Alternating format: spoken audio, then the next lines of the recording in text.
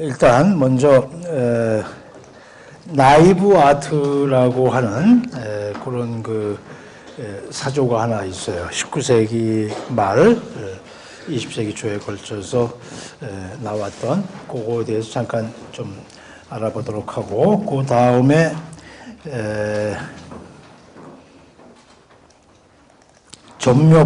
전묘파에 대해서 같이 좀 알아볼까 그래요. 자, 먼저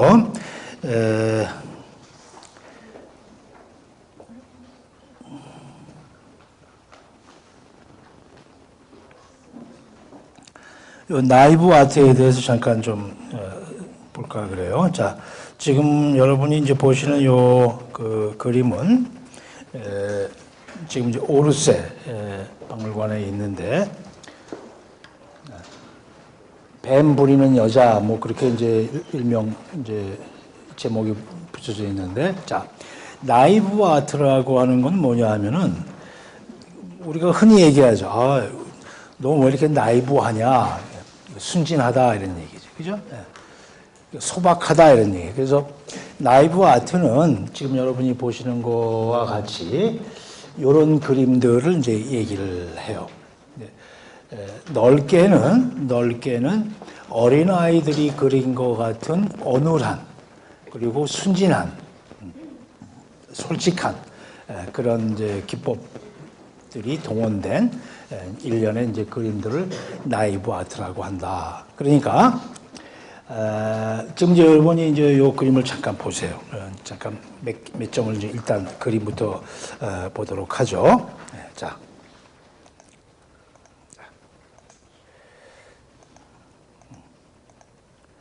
자, 여러 가지, 몇 가지 이제 그림이 있는데, 자, 여러분 이제 그림을 이제 보세요. 그러면은 정글이죠. 정글인데, 이제 흑인이 뭐 피리를 불고 있어요. 그 다음에 여기 사자가 두 마리 있고, 그 다음에 새도 있고, 그 다음에 여기 코끼리도 보이죠. 그 다음에 제일 이상한 건 이거죠. 그죠? 거실에 있는 그런 소파가 딱 있고, 거기에 누워있는 누드가 딱 있어요. 그러니까 이건 말이 안 되는 거죠. 앞뒤가 안 맞아요. 그죠? 사자가 안 잡아먹겠어요? 그죠?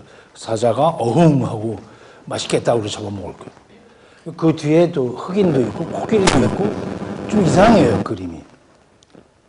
연꽃 같은 것도 있고, 그래요. 뭐, 종류를 알 수 없는 여러 가지 식물들이 막 있고. 그런데, 여러분 잘 보면 이 나뭇잎이 좀 이상하지 않아요? 나뭇잎이 나를 찍어달라는 듯이 전부 다 앞으로 해가지고, 원래 이렇게 나뭇잎은 안 생겼어요. 그죠? 이상해요, 그림이. 그러니까, 이 그림은 지금 선생님이 얘기했듯이 전혀 같은 공간에 있을 수 없는, 벌거벗은 여자 누드와 거실에 있어야 될 소파가 갑자기 정글 속에 나타났고, 이렇게 나타난 여자를 얼마든지 맛있게 잡아먹을 수 있는 사자 한 마리가 아니라 두 마리가 있고, 그 뒤에는 흑인이 피리를 불고 있고, 코끼리도 있고, 뭐 이상해. 나뭇잎도 그렇고. 자, 그러니까 옛날에 아카데미, 그러니까 모네의 그림을 가지고 미친놈이 그렸다, 아침에 일어나가지고 잠이 덜 깨서 그렸다, 임산부한테 유해한 그림을 그렸다 등등, 그렇게 막 풍자하고 조롱했던 그런 화단과 비평계, 특히 그런 화단과 비평계를 지배했던 아카데미, 그러니까 에콜 데 보자르라고 하는 미술학교, 그런 관점에서 봤을 때는 이거는 그림도 아니고, 심하게 얘기하면 정신병자가 그린 그림이라고 그 당시 19세기 말에 욕을 바가지로 얻어먹었던, 그러니까 이거는 그림으로 치지도 않았던 그림, 그런 거. 실제로 이 그림을 그린 사람은 원래 화가가 아니에요. 이 사람이 이제 앙리 루소인데 그 책에 다 있어요. 필기하려고 하지 말고 그냥 들어요. 자, 앙리 루소인데 프랑스에서는 앙리 루소라고 안 하고 두아니에 루소 그렇게 불러요. 그 두아니에라고 하는 말은 두안느 하면 그런 여러분 이제 공항 들어갈 때 써 있는 말이에요. 커스텀 그러니까 세관이라는 뜻이에요. 그래서 두아니에 그러면 세관원 그런 뜻이 돼요. 그래서 세관원 루소라고 불러요. 그러니까 원래 직업이 화가가 아니에요. 공무원으로 파리시에 들어오는 선박이라든가 그때는 이제 포도주 같은 거 물건 이렇게 들어오면 파리시에서 세금을 걷었어요. 그 세관에서 일하던 사람이에요. 그러니까 토요일 낮까지 일하고 오후나 이제 이럴 때면 캔버스 들고 화판 들고 나가가지고 이제 그림 그리는 일요 화가라고 그러는데 아마추어 화가들 그런 사람이었어요. 근데 얼마나 화가가 되고 싶어 했는지 몰라요. 그래서 아마추어 화가였으니까 이 사람은 정식으로 에콜 데 보자르 같은 미대를 다니지 않은 사람이에요. 우리식으로 얘기하면 홍대 미대나 서울대 미대를 안 나온 사람이에요. 아웃사이더였죠. 그 사람이 그린 그림이에요. 그러니까 이 사람 입장에서는 그런 그 정식으로 미술 교육을 받은 그런 그 전업 화가들하고 상대할 그런 생각도 안 하고 취미로 그리기 시작한 거예요. 그러나 취미로 그리기 시작했는데 너무너무 그림을 그리고 싶었고 또 그렇게 유명한 화가가 되고 싶은 욕망은 항상 있었죠. 자, 이제 그렇게 그림 취급도 못 받았던 사람이에요. 그래서 아까 얘기했지만 미친 사람이다. 정신병자가 그린 그림이다. 그러니까 모네 정도의 그림도 그렇게 낮게 평가되고 조롱거리가 될 정도였으니까 이런 그림은 말할 것도 없는 거죠. 아까 얘기했지만 이상해요. 같은 화면에 도저히 공존할 수 없는 그런 대상들이 같이 있죠. 그리고 나뭇잎도 이상하고 원근법도 없고 저 뒤에 있는 나뭇가지도 아주 또렷해요. 말도 안 돼. 게다가 이게 지금 풍경이 프랑스 풍경이 아니에요. 프랑스는 정글이 없잖아. 그죠? 이상한 그림이에요. 아주 이상한 그림. 그래서 이 작품 제목이 뭐냐 하면 꿈이야, 꿈. 꿈. 제목이라도 꿈이니까 이해를 하겠지. 그래서 정신병자 취급을 받아서 실제로 그런 일이 있었어요. 이 앙리 루소, 두아니에 루소가 원래 이제 이 그림 그리고 시 쓰고 뭐 이런 사람이 음악도 하고 바이올린도 키고 그랬는데 이런 사람들이 조금 좀 낭비벽도 있고 이게 자기 통제를 잘 못하잖아요. 되게 이제 그래요. 여러분 나중에 시집가고 장가가고 그럴 때 그 화가 음악하는 사람들이랑은 조금 이렇게 안 만나는 게 좋아. 굉장히 매력이 있어요. 그런 사람들이. 그런데 결혼하고 나면 좀 복잡한 문제가 생겨. 일일이 다 얘기 안 해도 알지? 자, 그래서 이 사람이 빗보증을 쓴 거야. 친구들한테. 절대 해서는 안 될 게 빗보증이죠? 벌써 섰어? 자, 친구한테 그냥 술 한잔 사는 건 좋은데 빗보증은 안 쓰는 게 좋아요. 자, 여하튼 그래가지고 이제 재판이 걸린 거야.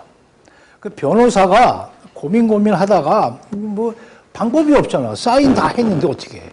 서류상으로는 꼼짝없이 당하게 생긴 거야. 그래가지고 루소 집에 와가지고 아이고 하고 있는데 고개를 딱 드는데 앞에 이런 그림이 걸려 있는 거예요. 루소 앞 집에. 무릎을 탁 치고 이제 아이디어가 떠오른 거야. 됐다. 루소 됐어. 그래서 이제 재판이 열리는 날 이 그림을 이런 비슷한 그림을 가지고 들어간 거예요. 법정에. 이제 배심원들 쫙 있고 뭐 이제 뭐 심각한 이제 판결을 기다리고 있는데 딱 가가지고 배심원들한테 설명을 해요. 그림을. 여러분 이 그림을 좀 보십시오. 정글에 사자가 있는데 코끼리도 있는데 여자가 뻘개 벗고 지금 소파에 앉아 있습니다.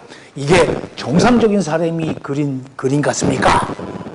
그러니까 이 그림을 보는 순간 배심원, 판사 뭐 깔깔깔깔거리고 검사 난리가 난 거야. 그 말이 맞잖아. 이상하잖아. 여러분, 앙리 루소가 치매에 걸렸습니다. 병원에도 갔다 왔습니다. 그러니까 무죄 판결을 받았어요. 유명한 에피소드가 있어. 그러니까 빨리 빚보 중 사람들은 이런 그림 하나 그려. 자, 이제 그런 뭐 간단한 에피소드가 있지만, 자, 그러니까 어린아이들이 그린 것 같은 거예요. 원근법, 명암법, 주제, 이런 거 다 미술학교에서 가리키는, 아카데미에서 가리키는 모든 규칙들을 완전히 무시한 그런 그림. 자, 그래서 나중에 나이브 아트라는 이름을 붙여요. 자, 여러분, 우리 주변에는 수많은 시각적인 대상들이 있어요. 한국화도 마찬가지예요. 여러분, 민화 알죠? 민화. 옛날에 이름 없는 그냥 일반인들이 그린 그림인데 솜씨가 꽤 괜찮아요. 뭐 맹호도도 있고 뭐 개도 그리고 뭐 그런 게. 그걸 민화라고 그래요. 민화. 자, 여러분, 민화는 또 여러분이 또 박물관에 가야 보니까 또 그렇다 하더라도, 자, 지금 여러분이 보는 이런 민화 타입의 이미지는 어떤 게 있을까? 광고죠. 광고가 이제 그런 거예요. 여러분이 광고를 우습게 보면 안 돼요. 자, 그 다음에 두 번째. 지금은 영화관에 가면은 큰 간판을 안 그려요. 근데 선생님이 여러 번만 할 때는 영화관 가잖아요. 그러면 그 앞에 그 영화관 전속 화가가 있어요. 화가가 김진미하고 신성이라고 키스하는 장면을 크게 그려요.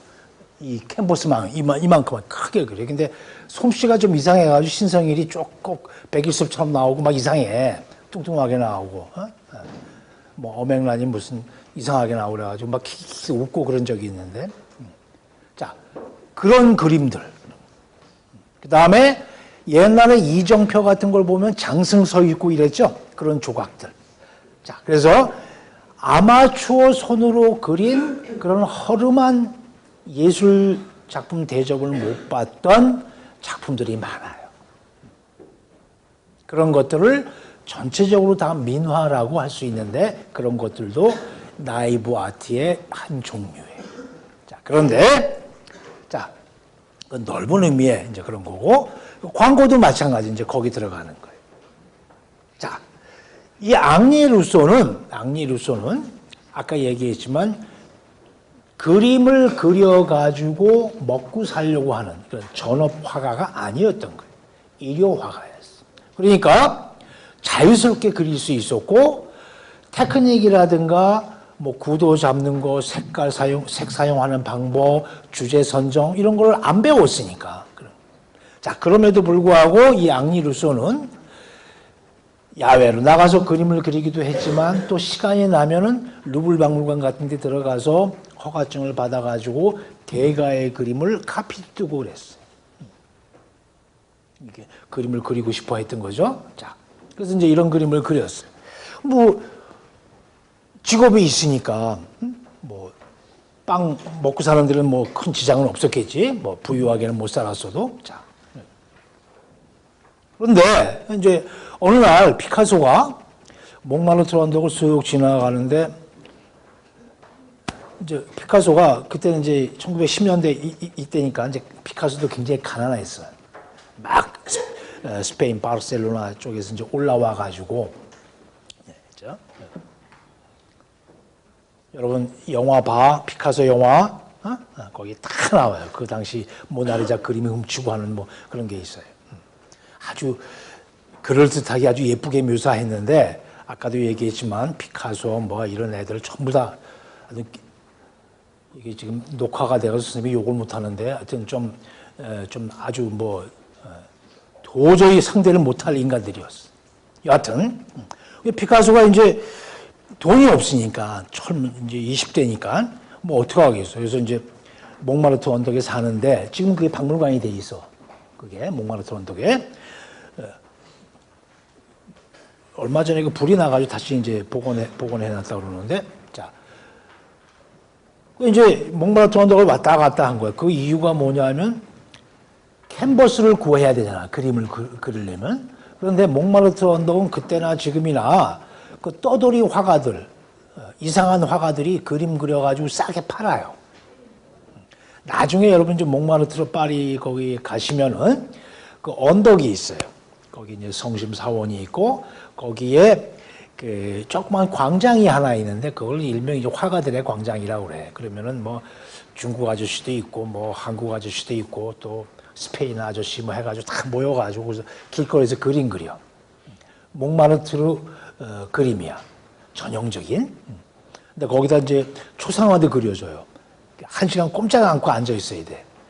그걸 수고를 덜 내면은 증명사진 하나를 가져가. 예쁘게 나온 거. 그래서 주고 1시간 있다 올게요. 그러면 깨끗하게 그려놔. 굉장히 잘 그려줘. 그래도 우리나라 돈 한 3, 4만 원 줘야 돼. 그 몽마르트르 풍의 그림이 있어. 근데 지금은 그 몽마르트 풍의 그림마저도 뭐 에펠탑 그리고 이런 거 있잖아. 세느강 멋있는 그런 거 그린 그 그림도 중국에서 수입한대.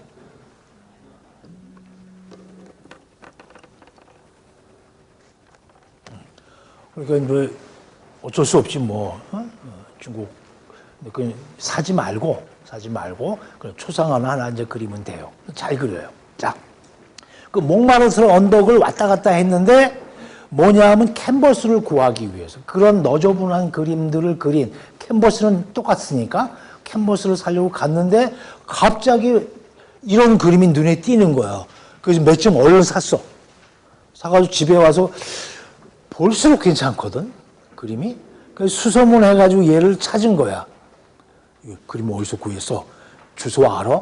해가지고 이제 어떻게 구한 거야. 그래가지고 초청을 했어 집에. 그래서 그 당시 아폴리네르 뭐 유명한 시인 화가들 나중에 이제 유명해지. 그때는 처음에는 유명하지 않았어. 이제 그 친구를 불러가지고 이제 술자리를 벌린 거야. 아주 뭐 난리가 났지. 앙리 루소는 뭐 그 당시 피카소는 뭐 아무것도 아니니까 뭐 와가지고 선생님 천재십니다. 어떻게 이렇게 훌륭한 그림을 그렸습니까? 하고 막 난리가 났으니까 한 잔 뭐 먹고 뭐. 그러니까 이제 또라이들끼리 모였으니까 그 술판이 어떻겠어. 뭐 그렇게 모인 거야.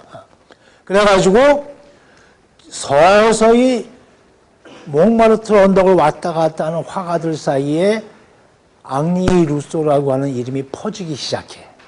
그래서 나중에는 진짜 화가들한테도 인정을 받게 되고 또 진짜 화가의 주문을 받기도 해. 예를 들면은 지금 이런 그림들이 그런 거예요. 자, 그 당시 유명한 들로네라고 하는 화가가 있었는데, 자, 그 사람의 어머니가 인도를 여행하고 오셨어. 그래가지고 어떻게 차 한잔하면서 얘기하다가 우리 엄마가 인도 갔다 오셨는데 굉장히 뭐 재밌었다고 그러더라고. 뭐 어쩌고 얘기를 한 거야. 그래가지고 야 루소 저기 우리 어머니 추억담을 얘기해 줄 테니까 그림을 하나 그려줄래? 해가지고 그린 거야. 그래가지고 돈 몇 번 주고 이제 그거 한 거. 그런데 그러면 인도를 가야 되잖아. 근데 세관원 직업에 인도 갈 차비가 나와? 그 당시는 뭐 비행기도 없고 배 타고 가야 되는데 이거 안 된단 말이야. 그래가지고 루소가 주문을 받았는데 이거 큰일 난 거야. 그래가지고 파리에 있는 식물원을 달려갔어. 이게 식물원에서 그린 거야. 그게 이상하잖아. 그치? 식물원에 가면 여러 가지 종류의 꽃이나 화초들이 열대 그런 식물들이 쫙 있잖아. 그러니까 쫙 보고 책을 한 권 사가지고 집에 와가지고 놓고 그대로 베낀 거지. 그렇게 해서 자, 그러니까 선생님이 얘기했어요. 자, 이거는 아카데미 미술학교에서 정식 미술 교육을 받지 않은 사람이 그린 거다. 그 다음에 전업 화가가 되기 위해서 비평가들, 화랑과 손잡고 그런 식으로 계약을 하고 그린 그림도 아니다. 자, 그러니까 자유스럽게 주제를 선정할 수 있었고 묘사라든가 색철이라든가 구도도 자유스럽게 만들 수 있는. 자, 그러니까 그런 독특한 상황 속에서 독특한 미술이 나온 거죠. 자, 그럼 그 당시에 서서히 이름이 알려지기 시작하면서 왜 이런 스타일의 그림이 비평가들이나 화가들의 눈에 띄게 됐느냐. 특히 피카소 같이 굉장히 감식력이 있는 눈을 가진 피카소 같은 사람들 눈에 띄게 됐느냐. 자, 이제 여기서부터 여러분이 이제 조금 이제 어려운 얘기이긴 하지만 여러분 이제 이해를 해야 돼요. 자, 이제 인상주의가 나와서 난리 법석을 피고 신문에서 조롱을 하고 뭐 그럴 때 이미 서구 미술이 선생님이 시험에도 냈지만 텍스트를 떠났다고 그랬어요. 성경도 떠나고 역사책도 떠나고 그리스 로마 신화도 떠났어요. 물론 인상주의만 떠났지. 그 인상주의는 그 당시에는 인정을 못 받던 사조였어요. 그러나 그 반대편에 있던 아카데미 기성 작가들은 계속해서 다이아나 그리고 비너스 그리고 제우스 그리고 그러던 시대야. 자, 그런데 이제 서서히 인상주의가 인정을 받아가면서 서구 미술이 테크닉에 있어서나 주제 선정에 있어서나 더 중요한 미술의 수요, 즉 미술 작품을 주문하고 값을 치르는 시장 자체가 변해요. 그러니까 새로운 기법을 목말라 하고 있을 때야. 그러니까 조금 이따 이제 전묘파 얘기하고 그럴 텐데 그 당시 전체적인 사조를 우리가 인상주의 이후에 나왔다고 해서 포스트 임프레시오니즘, 후기 인상파 그렇게 불러요. 자, 그 후기 인상파 중에 중요한 게 전묘파, 그다음에 지금 여러분 보는 나이브 아트, 우리나라 말로 번역을 굳이 하자면 소박파 그렇게 옮길 수 있어요. 소박파. 자, 그다음에 생볼리즘, 심볼, 상징주의가 또 있어요. 상징주의. 네. 자, 그래서 이제 그때 고갱이 나오고 상징주의에 이제 또 다른 화가들이 많이 나오고 막 그래요. 그때 섞여서 같이 이런 나이브 아트가 나오는데 새로운 주제, 새로운 테크닉, 새로운 구도, 새로운 기법을 찾아서 화가들이 이리저리 고민하고 방황하고 왔다 갔다 하고 그럴 때예요. 여기 끼었다가 저쪽으로 가기도 하고 막 그럴 때. 그때 루소가 그린 교육을 받지 못했기 때문에 일부러가 아니라 이렇게밖에 그릴 수 없었던 그런 특수한 상황에서 나온 이 테크닉, 이 그림이 화가들의 새로운 기법, 새로운 주제를 찾는 화가, 비평가들의 눈에 띄기 시작한 거예요. 그래서 이제 나이브 아트라는 이름을 부여받게 되고 이제 서서히 유명해져요. 유명해지면 뭐예요? 죽었는데. 그런 거예요. 자, 그래서 마치 어린아이 같은 순진한 그런 면을 볼 수가 있어요. 그런데 일부러 순진하게 그린 게 아니라 그렇게 그릴 수밖에 없었던 거예요. 자, 나중에는 저기 가운데 우리 남학생, 그 컴퓨터 보고 막 웃고 있는 안경 낀 남학생, 손 들어봐. 자네 선생님 강의 듣는 거야? 지금 맥 컴퓨터 하는 거야? 컴퓨터 갖고 나와봐. 뭐 봤어 지금? 이거 강의 듣고 있는 거야? 뭐야? 근데 뭐 하는 거야? 선생님 강의를 들어야지. 강의 시간에 들었으면. 몰래 웃질 말고 보든지.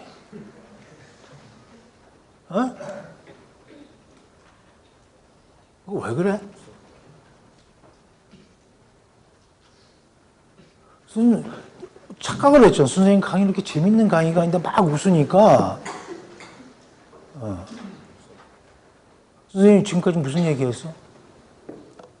강의 무슨 꿈에서 이런 데서 식물원에서 그런 그림이고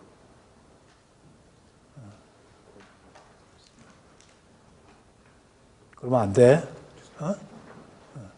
그냥 포커페이스로 그냥 컴퓨터를 봐. 그러면 선생님 모르잖아. 근데 막 웃으니까 30분 동안 웃어 계속해서. 어? 선생님 바보야?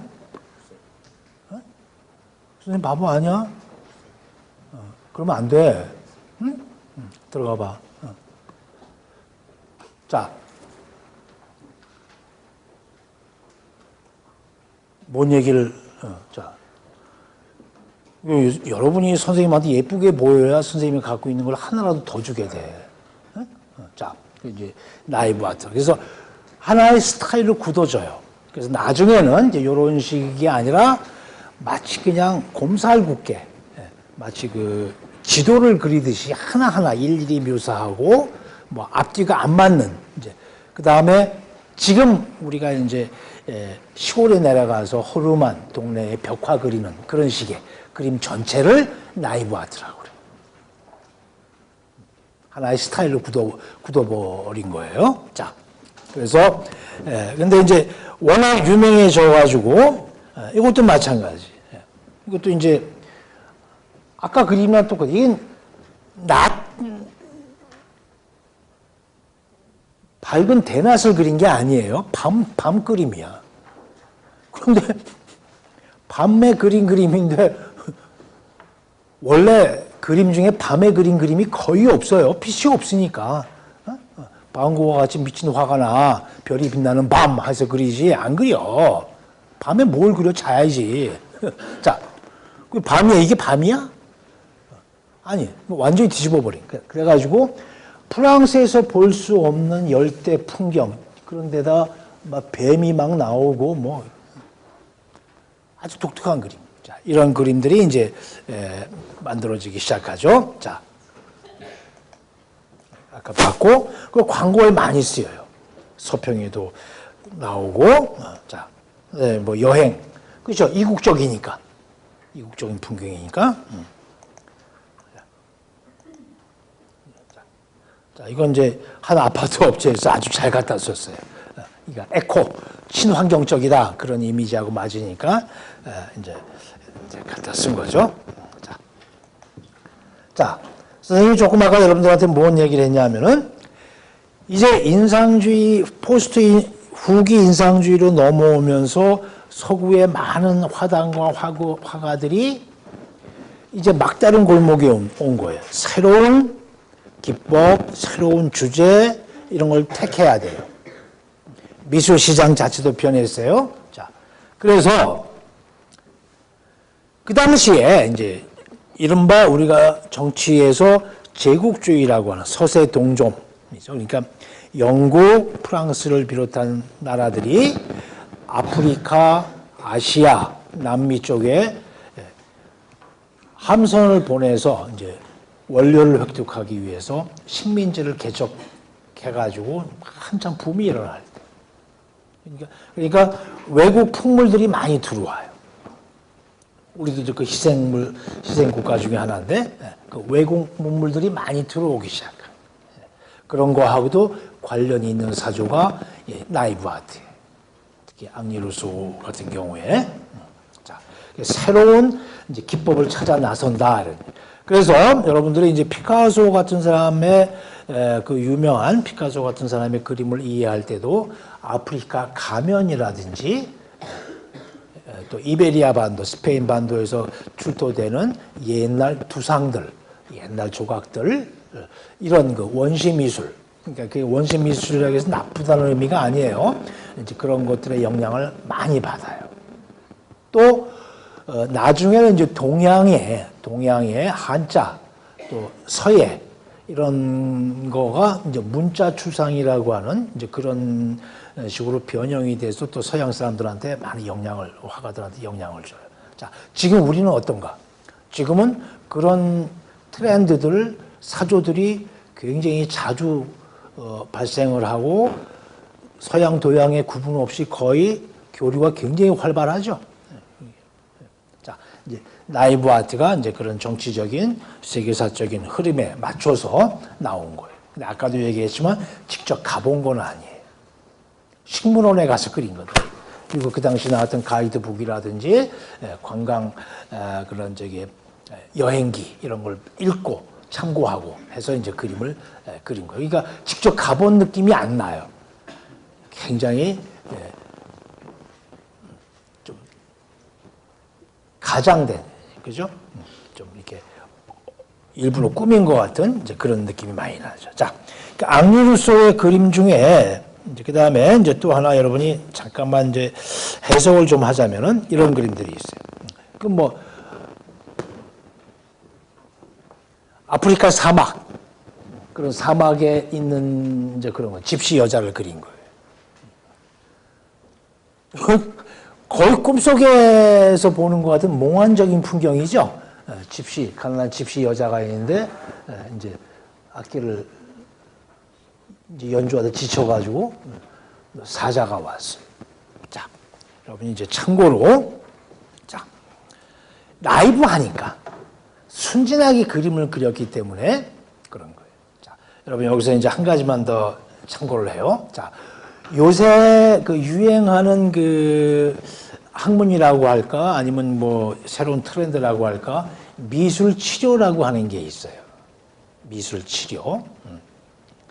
자, 그러니까 어린아이한테 또는 이제 특히 이제 그 정신적으로 가혹한데 어떤 시달림을 당한, 학대당한 그런 아이들이 그림을 그리면은 그 그림에 그 아이가 학대받았다고 하는 것이 누가 봐도 분명하게 나타나요.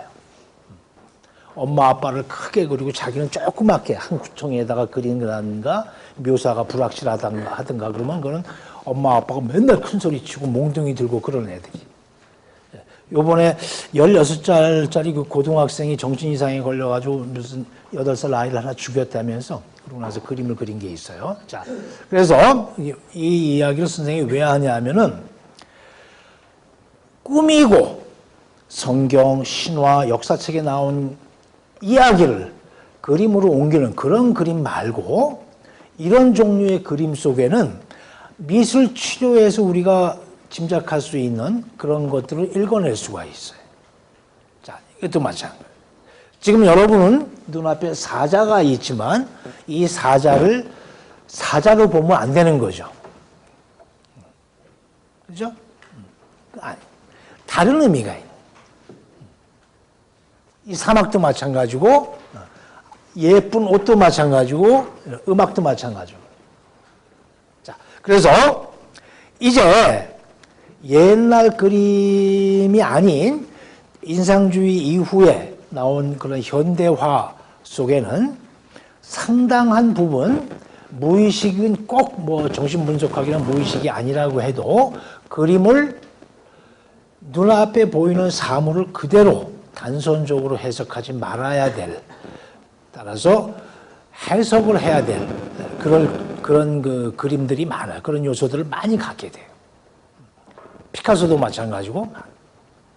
이 그림에서는 여러 가지 해석이 가능하지만 이건 꿈속에 있는 꿈속의 그림이에요. 그러니까 꿈속에서는 이런 사자나 이런 아름다운 옷이라든가 음악이라든가 이런 것들은 다른 의미를 지니게 돼요. 자, 사자는 그럼 뭘까? 궁금하지? 사자는 뭘까? 그런데 사자를 묘사하는데 사자가 지금 어떻게 돼요? 보통 저렇게 꼬리를 탁 위로 치켜 세우고 있지 않아요. 이거는 성적인 함의가 있는. 이거는 발정했다는 거예요. 그러니까 여기서 사자는 남성을 상징합니다. 그래서 남성을 상징한다는 걸 어떻게 알 수 있느냐? 사자 그 자체가 아니라 꼬리가 하늘로 치솟았다는 거. 그거가 이 그림에서 눈여겨봐야 될 부분 중에 하나예요. 자, 그러니까 루소의 무의식, 루소가 나이브 아트라고 하는 그림을 그릴 때 주문도 받고 미술학교도 제대로 못 다니고 괜히 빚보증 썼다가 송사에 휘말리고 그런 인간이었지만 그림을 그릴 때는 자기 자신의 내면에 있는 것을 표현한 거죠. 그 진실성이 없었으면 화단이나 일부 화가들의 눈이 띄지 못했던 거지. 자, 우리가 지금도 100년이 지나서 루소의 나이브 아트를 볼 때 그 사람의 학력이라든지 직업이라든지 법정에 송사에 휘말렸다든가 그런 에피소드를 떠나서 그냥 작품 그 자체로 진솔하게 받아들일 수 있는 이유는 뭐다? 가슴 속에 있는 뭔가를 쏟아낸 거예요. 그죠? 그러니까 이제 여러분이 그냥 느껴야 돼. 그냥 느껴야 돼. 그게 참 힘든 거죠. 참 힘든 거. 그러니까 느낌이 없으면 할 수 없는 거예요. 자, 그래서 이제 그림을 이제 해석을 해야 된다. 자, 잠깐 이제 얘기를 했고, 자, 또 하나는 이제 요 그림이 루소의 걸작 중에 하나인데 전쟁을 그린 거예요. 전쟁을. 자, 그 이제 1870년 이제 프러시아하고 전쟁을 하죠. 흔히 이제 역사책에서 보불 전쟁 그렇게 얘기하는데 그 전쟁의 참상을 이렇게 이제 그림. 이런 그림들은 나중에 피카소의 이제 게르니카 스페인 내전을 그린 그림 같은데 영향을 많이 줘요. 굉장히 잔혹한 까마귀가 시체를 파먹고 있는 이제 그런 그림인데도 마치 소녀가 마녀가 이제 말을 타고 칼을 휘두르는 그런. 자, 그래도 여전히 그 수많은 전쟁화하고는 완전히 스타일이 틀려요. 이런 그림도 이제 그러니까 평화주의자였죠. 아, 그 당시 전쟁이나 지금 전쟁이나 뭐예요? 이건 터무니없는 거예요. 보세요. 우리나라는 아니지만 시리아 같은 게 몇백만 명이 피난 가고 어린아이들 죽고 여러분 봤죠? 그 이제 어린아이가 해변에 이렇게 거꾸로 있는 그런 거. 그걸 보고 화가나 시인이나 작가들, 지식인들이 할 수 있는 일이 뭐가 있어? 아무것도 없어요. 그냥 우는 것밖에 없어. 그 그림을 그린 거예요. 자, 평화주의자였고 이제 그런 사회적인 정치적인 문제를 보고 울분을 표출한 거겠죠. 자, 이런 그림들이 이제 루소 아주 특이한 그림이죠. 그죠? 이거는 뭐 오르페우스하고 에우리디케 신화에 나오는 그런 걸 갖다가 이렇게 아주 나이브하게 이거 잘못하면 고등학생이나 중학생이 그린 그림 같아. 오해받기 딱 알맞어요. 그렇게 그린 거예요. 자, 그래서 이제 나이브 아트의 창시자인 요 그림이 아까 얘기했던 이제 그 비포 좀 잘못 써가지고 재판에 이제 휘말렸는데 그때 변호사가 법정에 들고 들어간 거예요. 우유병이 있어. 고릴라가 2명 있고 여기 또 하나 있네. 그 왜 저 병 가지고 둘이 싸우는 거야? 뭐야? 아니, 그림이 이해할 수가 없는 거예요. 딱 치매 걸린 사람이 그린 그림입니다. 그러니까 깔깔깔깔 대고 무죄 그런 거예요. 자, 이제 그런 에피소드가 있을 정도였다. 자, 나이브 아트를 이제 잠깐 우리가 이제 봤고, 자, 그 다음에 이제 스웨라의 이제 그 점묘파를 잠깐 봤으면 좋겠는데, 자, 여러분, 여러분이 그림을 그릴 때 어떻게 그려요? 중학교, 고등학교 때 그림 그릴 때, 그러면 이제 그 화폭이 있으니까 종이든 뭐 캔버스든, 그러면 그림 물감을 쫙 짜가지고 붓으로 문질러서 찍어서 이렇게 선도 긋고 면도 칠하고 그렇게 하겠죠, 그죠? 그죠? 근데 인상주의자들은 그렇게 면으로 색을 처리 안 하고 뭐 했다고? 터치로 툭 찍었죠. 툭 찍었어요. 뭐 선도 좀 있지만. 왜냐하면 빨리 그려야 되니까. 자, 앙프레시옹이야. 인상, 임프레션. 선라이즈. 해가 뜨는 20, 30분 사이에 빨리 그려야 돼. 그 뭐 아침에만 해가 빨리 뜨나?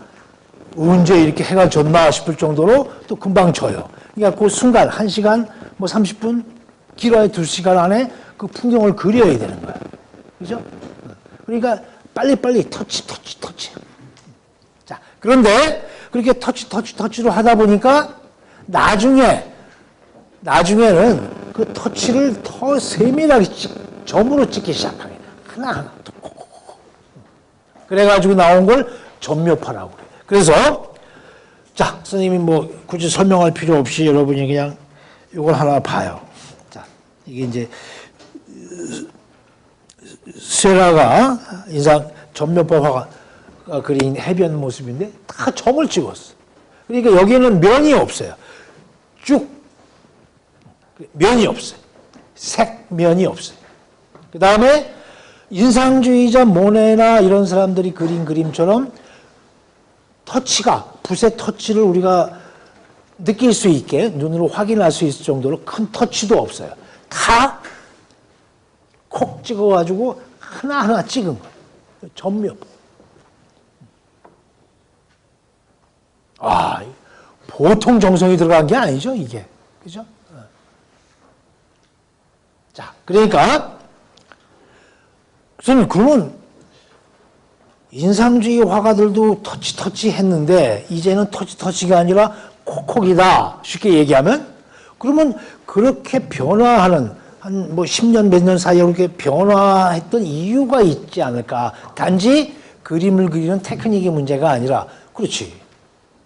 그래서 그 당시에 빛에 대한, 색에 대한 이론이 나오기 시작하는 그 이론을 인상주의 화가들도 알고 점묘파 화가들은 더욱더 그 이론, 과학적인 이론을 확신하고 이렇게 그림을 그리기 시작합니다. 자, 그러니까 여러분 이제 하나 알아둬야 될 거는 문학하는 사람도, 시 쓰고 소설 쓰는 사람들도 마찬가지고, 영화하는 사람들도 마찬가지고, 음악도 그림 그리는 사람도 마찬가지. 그냥 그림만 그리는 게 아니에요. 이 세상의 움직임, 새로운 과학기술이 나오고, 유전자 지도가 나오고, 인터넷이 나오고, 뭐 4차 산업혁명이 어쩌다. 굉장히 호기심을 많이 갖는. 인간이란 도대체 뭔가, 역사는 뭔가, 사회는 뭔가를 자꾸 물어보게 돼요. 정말 신은 계신 건가? 부처는 계신 건가? 의문을 갖게 되는. 근데 왜 이 세상은 왜 이렇게 맨날 전쟁이고, 사람 죽이고 막 이러나? 궁금한. 마찬가지. 과학적인 발견에 굉장히 민감한 사람들이 예술가들이. 새로운 기법을 도입할 때도 근거가 있어야 되고, 이런. 자, 그거는 이제 여러분이 이런 거예요. 나중에도 한 번 더 얘기를 할 기회가 있겠지만, 지금 우리는, 그렇죠? 여러분들은 지금 뭘 보고 살아요? 영화를 많이 보는데, 특히 영화 중에서도 많이 봤죠? 스타워즈 같은 거. 그렇죠? 또, 뭐, 인터스텔라도 보고, 또, 마션? 그 저기 화성 갔다 온 놈 있잖아. 그런 거. 거기서 감자 키우고 뭐. 그런 거 보지. 그죠? 그러니까 선생님이 무슨 얘기를 하는 거냐면, 이제 우리는 우리의 지식 범위와 인식 범위 안에 뭐가 들어오고 있는 거예요? 스페이스가 들어오고, 우주가.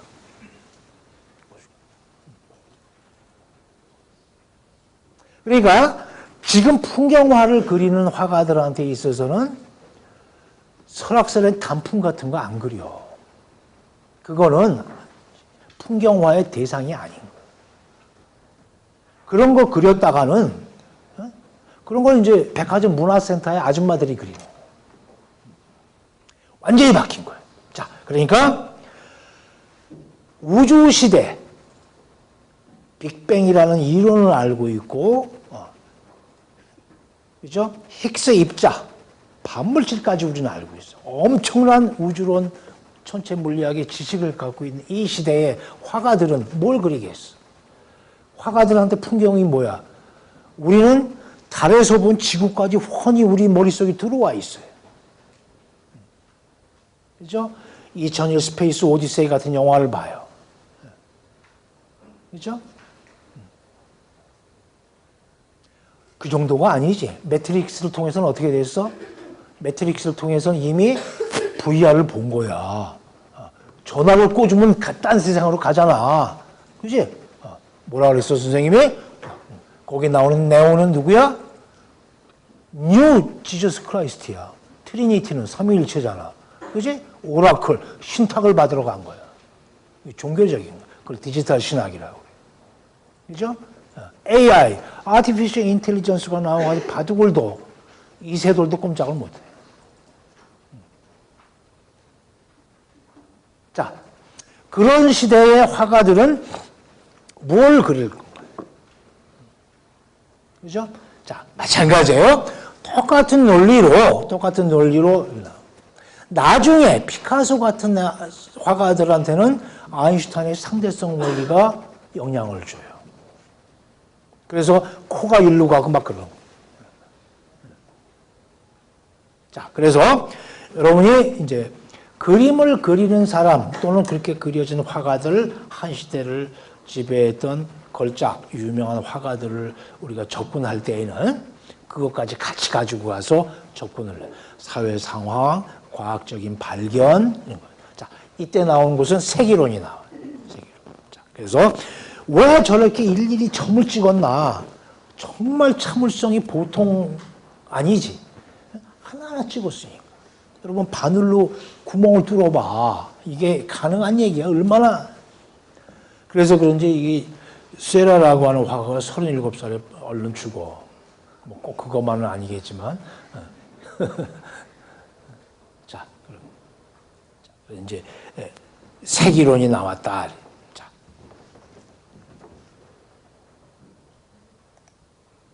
계속 이렇게 그래. 이 사람이 그린 걸작 중에 걸작이 이거지. 라 크랑자트 섬의 일요일 오후. 이건 뭐 너무너무 유명한 거예요. 광고에도 많이 쓰이고 뭐.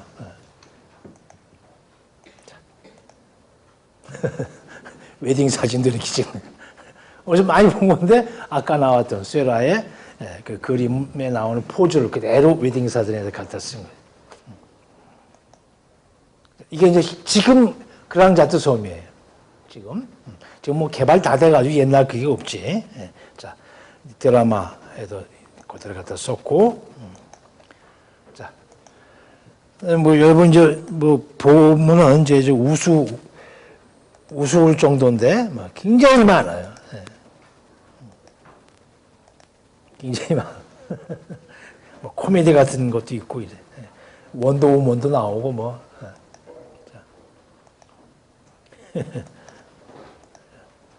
실제 그림이에요. 자, 여기 이제 지금 그렇죠. 지금은 여러분 꼭 여러분이죠. 이렇게 아이패드 가지고 탁 찍으면서 이제 메신저 하고 뭐 하는 거예요. SNS 하고 원숭이도 하네. 자, 그래서 너무 유명하기 때문에 이렇게 여러 방식으로 패러디되고 모방되고 이제 그런다. 이게 원작이죠. 비슷한 작품이 많아요. 같은 그 세느 강변에서 이제 일요일 오후를 즐기는. 자, 그런데 이 그림도 그렇고 조금 아까 봤던 이 그림도 그렇고 굉장히 조용하죠. 그죠? 조금 가라앉아 있고 그리고 굉장히 아름답기는 한데 조금 우울해요. 자, 왜 그럴까? 자, 이제 19세기 말에 일요일 날 그 이제 도미니칼 일요일 날 일 안 하는 게 생기고 그 다음에 토요일 날도 오전까지만 근무한다는 게 생기고 이제 생겨요. 그러니까 뭐냐면 노조, 생디카라고 하는 노조가 결성이 돼가지고 투쟁을 해서 노동자들이 자꾸 그런 걸 얻어내는 거예요. 그래서 지금 여러분들이 보는 이 그림은 그냥 마냥 아름다운 그림은 아니에요. 이게 파리에서 일하는 일반 노동자들이 멀리 못 가니까 인근의 세네 강가에 있는 강가에서 혹은 섬에서 잠시 일요일 오후를 쉬고 있는 모습이에요. 그러니까 이 사람들 머릿속에는 좋다가 아니라 내일 일요일날 월요일날 출근해야 되는데 그런 거죠. 그런 것도 심리적으로 그런 것도 있고. 자, 그러니까 부르주아와 가난한 노동자들이 잠깐 나와서 쉬는 그런 그렇게 좋다고만 할 수 없는 그런 이제 조금 우울한 일요일 오후를 그린 거예요.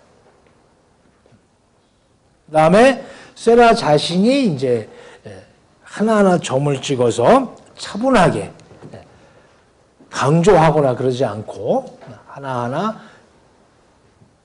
모든 묘사 대상에 숨어있는 그 안에 숨어있는 뭔가 이제 내적인 것을 자꾸 이제 바깥으로 드러내려고 정성을 쏟은 거죠. 자, 네, 잠깐만. 자, 비스토 자, 받고. 자, 그런데 이제 여러분하고 이제 자 알아봐야 될 게 이제 이런 거. 자, 지금 여러분이 자 아까 선생님이 이제 얘기했지만 새로운 걸 찾는 거예요.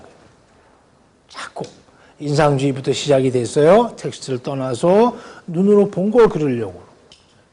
이제 모네 같은 경우를 잠깐 얘기를 하면 존묘법을 이제 얘기를 할 텐데, 자 이게 이제 수련 연작이에요. 마지막에 죽으면서 이렇게 이제 수련을 그렸는데 이게 이제 그 파리에 가면은 오랑주리라고 루블 박물관 앞에 오랑주리 미술관이 있어요. 오랑주리 미술관은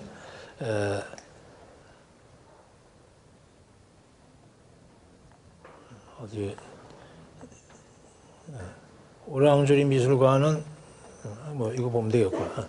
그 오발룸, 그러니까 난형 달걀 모양으로 생긴 동그란 전시실이 이렇게 두 개가 있어요. 붙어 있어요. 이렇게 붙어 있어요. 그 벽을 돌아가면서 전체 길이가 약 100m가 돼요. 100m. 그러니까 뭐 십몇 년 동안 그린 거예요. 그리고 이제 그걸 기증을 해요. 기증을 해가지고 프랑스 정부에서 그 루블 박물관 앞에 오랑주리 미술관을 이제 개조를 해가지고 그림을 걸어준 거예요. 오랑주리는 오랑주가 이제 오렌지예요. 과일, 열대 과일. 그런 열대 과일을 이제 오렌지만 있는 게 아니죠. 파인애플도 있고 뭐 여러 가지 있겠죠. 종려나무도 있고 이제 그런 열대 열대 지방에서 자라는 화초나 나무들을 프랑스를 갖고 와가지고 이제 키우는 건데, 그 굉장한 사치잖아. 그래서 옛날에 왕궁에서 이제 왕실 전용 온실이에요. 그걸 오랑주리라고 그래요. 오랑주리. 그러니까 모든 왕궁에는 열대 수를 키우는 큰 온실도 있고 작은 온실도 있고 다 있어요. 그게 이제 루브르 박물관이 옛날에 루브르 궁이었기 때문에 그 정원에 있었던 거죠. 그거를 개조를 해가지고 이제 박물관으로 미술관으로 쓰고 있는 건데, 이때 이 안에 이제 이 원형 오발룸이라고 해서 두 개를 만들어 준 거예요. 특수하게. 그러니까 이제 그 당시에 클라멍소라고 하는 사람, 그 사람이 지금식으로 얘기하면 이제 총리인데, 그 사람이 이제 모네하고 친구예요. 둘도 없는. 그래서 야 모네 그림 그려, 내가 힘써줄게. 그래가지고 이제 미술관 찍어줄게. 그러니까 모네가 직접 이 미술관 설계에도 참여를 해요. 동그랗게 해줄래? 나도 동그랗게 그릴게. 해가지고 공면으로 그려요. 이게 휜 거야. 이렇게 휜 거야. 자, 그래서 이제 시각 혁명이 일어나기 시작해요. 자, 여러분이 어렵게 생각하지 말아요. 여러분의 경험을 생각하면 돼요. 여러분의 경험. 그죠? 밤에 볼 때, 밤인데 한 7시쯤 돼가지고 막 석양이 질 때 보는 풍경. 확실하게 들어오나? 아니죠? 밤에 창문을 열고 멀리 봤을 때 보이는 풍경은 어떻게 느껴지나? 아침에 학교 올 때, 바쁠 때는 어떻게 보여지나? 그죠? 비가 오는 날은 왜 이렇게 가라앉아 있나? 그죠? 그런 장면 하나하나. 내가 셀카를 찍고 디카를 찍었는데 왜 그 당시 느낌이 안 올까? 잘 봐요. 내가 보는 텔레비전 화면은 실제 풍경하고 다른데 이건 뭘까? 자, 그런 거 하나하나를 여러분이 한 번만 더 생각을 하면은 레오나르도 다빈치도 다 이해가 돼. 다빈치는 대기원근법을 안 사람이에요. 대기원근법이라는 게 뭐야? 공기의 밀도가 있단 말이야. 그건 여러분 맨날 듣는 얘기잖아. 미세먼지가 많습니다. 마스크 하세요. 그러잖아. 그 부해. 부해한 거야. 그러니까 뒤에 있는 사물이 잘 안 보여. 그런 거야. 그게 다빈치 그림에 들어가 있어. 이게. 그 다음에 빛과 어둠의 컨트라스트가 있어요. 항상 여러분 다 아는 거 아니야. 고등학교, 중학교 때 미술 시간에 공 갖다 놓고 그다음에 삼각불 갖다 놓고 원불 갖다 놓고 그렸잖아. 그러면 입체감을 2차원 평면에다 내기 위해서 이쪽에다가 좀 시커멓게 그리잖아. 그럼 동그랗게 보이지? 그게 원근 명암법이야. 그런데 그 명암법을 그리려면 광원이 어디 있는지를 제대로 알아야 되잖아. 빛이 어디서 비춰 들어오는지. 그렇죠? 근데 모든 종교화는 빛이 바깥에서 오는 게 아니잖아. 예수님도 부처님도 그 자체가 빛이거든? 나는 빛의 소금이라고 그랬잖아, 예수님도. 부처님도 마찬가지고. 그러면 빛이 안에서 나와서 바깥으로 나가야 되지. 그러니까 아우라가 있는 거야, 머리 위에. 이렇게 동그랗게. 그걸 광배, 불교에서는 그런 거죠. 자, 빛. 종교적인 의미의 빛. 다빈치처럼 아주 예민한 과학자적인 눈으로 봤을 때에 대기 원근법을 적용을 하고 나중에 설명을 하겠지만 카라바조 같은 사람은 바깥에서 달아나는 광원이 바깥에 있는데 그렇게 생각하지 않고 빛과 어둠을 극단적으로 대조시키는 거예요. 그래서 아주 드라마틱한 미술이 나와요. 그걸 받은 사람이 렘브란트 이런 사람들이에요. 그게 지금 전자업계에서 통용되는 게 뭐야? 그게 HDR이야. High Dynamic Range야. 화면은, 텔레비전 화면은 우리가 눈으로 보는 명암을 정확하게 100% 재현을 할 수가 없어요. 그런데 지금 자꾸 가까워지고 있어. 왜? 올레드라든가 큐레드 같은 화소수가 높은 게 나오고 그걸 처리하는 기술이 나오고. 그러니까 앞으로는 영화도 그런 기법으로 찍어야 돼. 국제 표준에 이제 자꾸 정해져요. 그게 한 번 그 화면의 맛을 들이면은 우리가 지금 옛날 뚱뚱한 CRT 모니터 텔레비전 못 보듯이 도저히 볼 수가 없어요. 근데 옛날엔 그거 가지고 다 봤어. 드라마도 보고 스포츠도 보고 다 봤어. 그런데 지금은 못 봐. 저게 뭐야? 부어가지고 못 본단 말이야. 자, 앞으로 LCD에서 이제 한 발 더 나갔지? 자, 여러분. 선생님이 그 이야기를 하는 거는 일상생활에서 경험하는 시각적인 경험을 여러분이 무시하면 안 돼. 그리고 늘 들리는 광고겠지만 올레드, 큐레드 대체 이게 뭔지, 컬러 볼륨이라는 게 뭔지, 커브드 TV가 뭔지 봐야 돼. 이게 뭐야? 커브드 TV잖아. 100년 전에 시작한 거야. 120년 전에 이미. 모네는. 그걸 이제 우리가 텔레비전으로, 망막 텔레비전으로 이제 구현을 하는. 그러면 아까 얘기했던 점묘법에 점 찍는 건 뭐야? 그 비트맵, 픽셀, 화소수 얘기하는 거 아니야? 자, 돋보기를 가지고 세라의 라 그랑자 때 일요일 오후라든가 다른 풍경화를 돋보기로 보면 점이 다 보여. 찍은 게 하나하나가. 자, 그래서 공면 텔레비전이다. 커브드. 그러니까 뭐래도 새로운 기법을 찾은 거예요. 희한한 거는 이렇게 이제 앉아 있잖아. 가서 딱 앉아 있으면은 여기도 썼지만 용궁에 온 것 같아.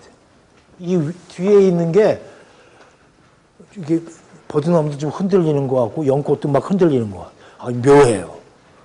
이게. 자, 우리 저기 자연과학하는 학생들끼리 있는데 이렇게 휜 걸 뭐라 그래? 그걸 곡률. 그죠? 얼마나 휘었는지 곡률. 자, 인간의 눈은 앞을 보게 되죠? 그러나 들어와요. 한 170도까지 들어와요. 옆에 있는 게. 그죠? 근데 이게 앞에 있는 게 휘었어. 그러면 몰입도가 높은 거겠지. 몰입도가. 자, 정면을 바라볼 때하고 옆을 바라볼 때하고는 거리가 틀리잖아. 그런데 화면 자체가 휘면 똑같은 거리에 있는 거 아니야. 이렇게. 그죠? 커브드가 나오고.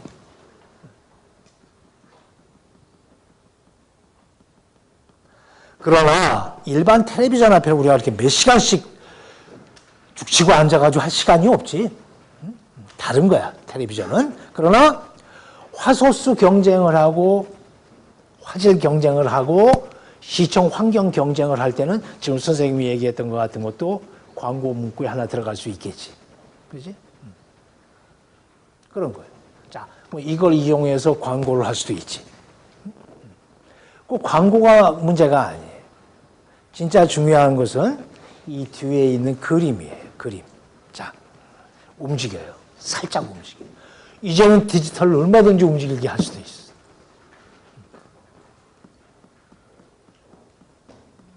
자, 여러분 생각을 해봐. 그러면은 파리에 가서 이 오랑주리 관장을 만나가지고 그 두 개 있는데 하나 주쇼. 내가 돈 낼게. 그리고 뛰어오고 이 빈자리에다가 LG나 뭐 삼성 패널을 붙여. 구현할 수 있지. 자, 그러려면 고화질로 찍어야 되지. 3D 촬영을 하는 거예요. 자, 선생님이 이 이야기를 왜 하느냐. 여학생들 특히 광학기술이라든가 텔레비전 디바이스, 평면, LCD, 올레드, 큐레드, 그거 우습게 보면 안 돼. 하나하나 알아야 돼. 지금은 비싸요. 올레드나 이런 거는 뭐 500, 600씩 60인치 이런 거 살려면은 자꾸 가격이 떨어지겠지? 그 경쟁에서 살아남으려면 어떻게 돼? 중국이 막 쫓아오는데 어떻게 해야 돼? 이미 우리가 일본을 눌렀지. 이젠 텔레비전 소니 안 사. 삼성이나 LG 사지. 그지? 더 좋아. 중국이 따라와. 자, 그럼 이제 텔레비전을 어떻게 방에다 갖다 놓을 건지, 벽에다 걸 건지, 천장에다 걸 건지, 어떻게 할 건지 사용 방법을 연구해야 되지. 여러분이 앞으로 취직해가지고 애널리스트가 되든 뭐가 되든 분야별로 과학적이고 미학적인 지식을 알아야 마케팅도 하고 전시회도 열 수 있고 여러 가지가 가능한 거예요. 지금 해도. 따로 시간 내지 말고 지금 선생님 수업 들을 때 시험 보고 할 때 큐레드 찾아보고 올레드 찾아보고 컬러 볼륨이 뭔지 하이 다이나믹 레인지가 뭔지 다 찾아보란 말이야. 그러면은 미술을 보는 눈, 박물관을 보는 눈, 전묘법을 보는 눈, 인상주의를 보는 눈이 달라져. 그리고 선생님이 얘기했죠. 처음에 비가 오는 날은 왜 풍경이 왜 달라지나? 아침 풍경, 점심 풍경, 저녁 풍경이 왜 달라지나? 풍경만 달라져? 아니지. 우리의 마음도 달라져요. 해가 져서 6시, 7시쯤 되면 기운도 없지만 우울해요. 집에 가고 싶어요. 어린아이들이 그때 집에 왔을 때 엄마가 없으면 굉장히 쓸쓸한 거야. 울어. 근데 아침은 아니잖아. 그렇죠? 자, 기분도 달라져. 선생님 개인적으로 얘기하면 선생님이 50대 중반쯤 되니까 녹색이 그렇게 예쁘게 보여. 늙은 거야. 녹색이. 옛날에는 녹색 신경 안 써. 녹색, 노란색이 예쁘게 보여. 지금 여러분은 녹색, 노란색 별로 안 좋아해요. 여러분은 파란색, 빨간색 이런 거 좋아해요. 아, 이게 사람이 나이가 먹으면은 색깔 좋아하는 색깔도 변한다는 게 아주 중요한 얘기죠. 네. 자, 그래서 자기의 개인적인 경험을 멀리 하지 말고 미학 이론이 따로 있는 게 아니에요. 그것을 기반으로 어려운 영어 약자인데 하나도 안 어려워. 하나도 안 어려워. 선생님도 기계공학 하는 사람 아니야. 근데 점묘법 인상주의 하려면 색이론을 알아야 돼. 여러분 잘 아는 젊은 베르테르의 슬픔을 쓴 괴테가 색이론 책을 썼어요. 뉴턴도 광학에 관심을 갖고.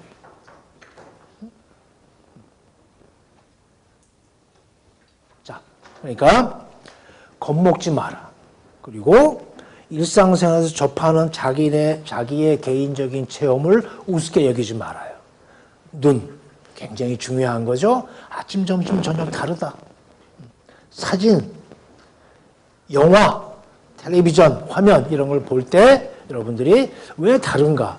왜 다른 느낌을 받는가? 거기서 출발해서 HDR도 가고 공면도 알아보고 컬러 볼륨이 뭔지도 보고 올레드, 큐레드 맨날 떠들어대는 게 뭔가?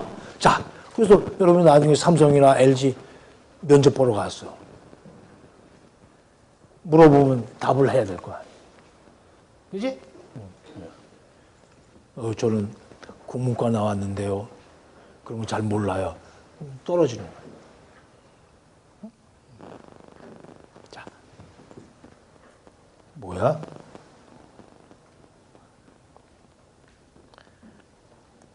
자, 맞고, 자, 이렇게 그릴 때부터 공면으로 그린 거. 이건 진짜 풍경이고, 자. 그래서 일본에 가면은 일본 오츠카 그 여러분 포카리스 웨이트 맨날 마시죠. 그거 만드는 회사에서 세라믹 위에다가 이렇게 떠가지고 이렇게 야외에다 전시를 했어요. 요거예요. 이게 원형으로 만든 거. 이게 세라믹이야, 타일. 이게 색 재현이 좋대요. 저거는 이제 손상될 염려가 없지. 뭐 도끼, 망치나 도끼 같은 걸 부수지 않는 한. 자, 이게 30년 전에 만들어진 박물관이에요. 유명하죠? 그런데 지금은 뭐야? 세라믹에서 이제 올레드나 큐레드로 간 거야. 디지털로 간 거야. 바뀐 거야. 게다가 디지털은 무슨 장점이 있어? 이거 엔터만 누르면은 뒤에 화면이 바뀔 수 있잖아. 그지? 봄! 딱 엔터 치고 봄! 엔터도 안 눌러. 그냥 봄! 하고 말하면 시리가 알아먹어. 봄! 네, 알았습니다. 하고 바꿔줘. 그걸 하겠다는 거 아니야. LG하고 삼성하고. 집에 들어오면서 어둡다 그러면 예 하고 조명을 켜준다는 거 아니야. 방이. 그지?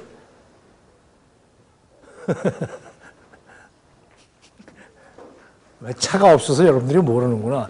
차 탁 타면 가까이 가면 퍼득퍼득거려요.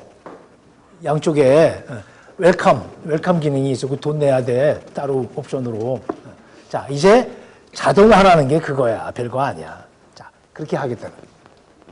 엔터만 누르면 바꿔주는 거야. 그 다음에 여러분이 찍은 셀카도 여기다가 띄워주는 거예요. 자, 텔레비전 화면이 다양하게 사용되는 거예요. 자, 45분까지 이제 1분 남았어. 자, 1분 남으면 뭐하냐? 시작도 못하겠다.